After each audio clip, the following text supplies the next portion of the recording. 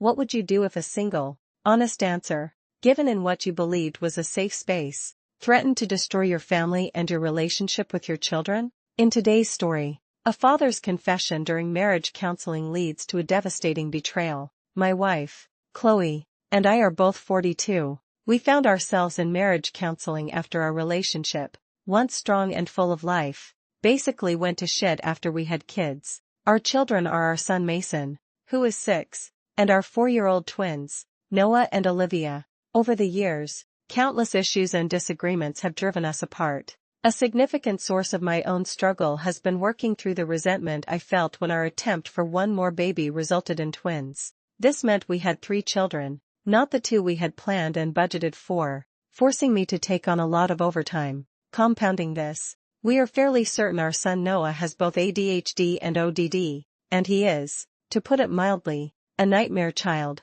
During one of our sessions, the air thick with unspoken tensions, our counselor turned to me and asked a direct question: if I had to do it all over again, would I still have children? I took a deep breath, looked at the counselor, and then at Chloe, and said, honestly, no. The words hung in the sterile office air. I immediately tried to explain. I love my kids with every fiber of my being. I would take a bullet for any of them without a second's hesitation. But if I could rewind my life to age 24, right after finishing grad school, and live it all over again, I wouldn't choose the path of fatherhood. The truth is, I also regret marrying my wife, which is why I framed it that way, thinking about a complete do-over of my adult life, including my career. For me, parenthood is simply not the fulfilling, magical experience everyone claims it is. While I love my children dearly, the immense sacrifices have not been worth it to me. I've transformed from a man who loved his life into someone who just survives.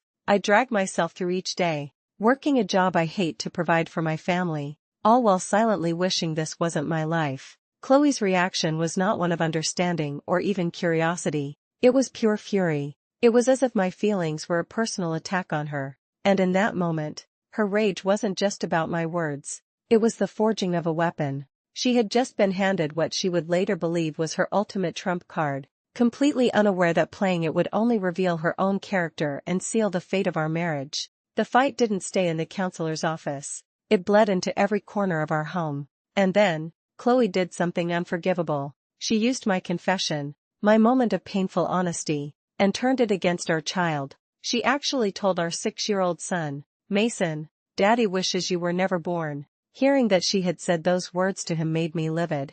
You don't do that. You don't poison a child's mind with a twisted, cruel version of a parent's complex feelings. I said what I said in marriage counseling, which is supposed to be a safe space to talk about your deepest, most difficult emotions. I never said it to my kids, or in front of them, and I never, ever would. But she couldn't, or wouldn't, understand the difference between regretting the path of parenthood and not loving the children who came from it. This single act revealed Chloe's most devastating flaw, a willingness to sacrifice her own child's emotional well-being just to win a fight against her husband. It was a point of no return. As one online commenter perfectly articulated, it is still a big taboo to admit that having children isn't the most amazing thing in the world, but for a lot of us, the lows far outweigh the highs. I'd never ever tell my kids I feel this way, but I think this is something you should be able to be honest about with your partner in marriage counseling. And the fact she told your child this is disgusting,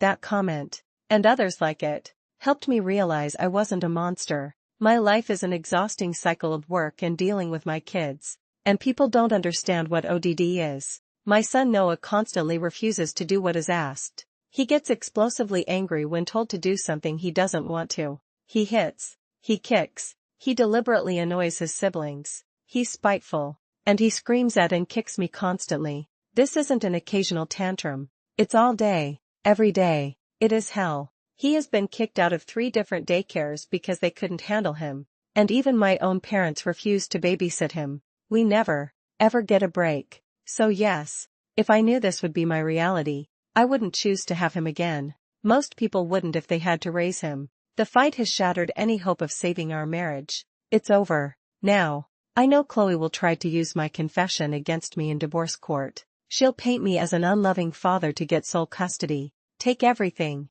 And continue to lie to the kids who I love and desperately want to remain a father to. Just because I wouldn't do this over again doesn't mean I'm not committed to being a good dad and being present in their lives. I just wouldn't redo my adult life this way. As I prepare for the legal battle ahead, another piece of advice from a commenter struck a chord, putting a name to what my wife did. Your wife is trying to get to you by emotionally abusing and scarring the children. See a lawyer about this. Where I live, it is called parental alienation, and if proven in court, the custody goes to the parent who wasn't causing the parental alienation. That concept, parental alienation, has become my focus. She thought my honesty was my weakness, but her cruelty in weaponizing it might just be her undoing. This story is a stark reminder that while honesty is vital, some truths can be weaponized in the worst ways. The true measure of a person's character is revealed in how they handle painful realities, especially when the well-being of children is at stake. Have you ever felt a truth was better left unsaid, even in a space that was supposed to be safe? Let us know your thoughts in the comments below.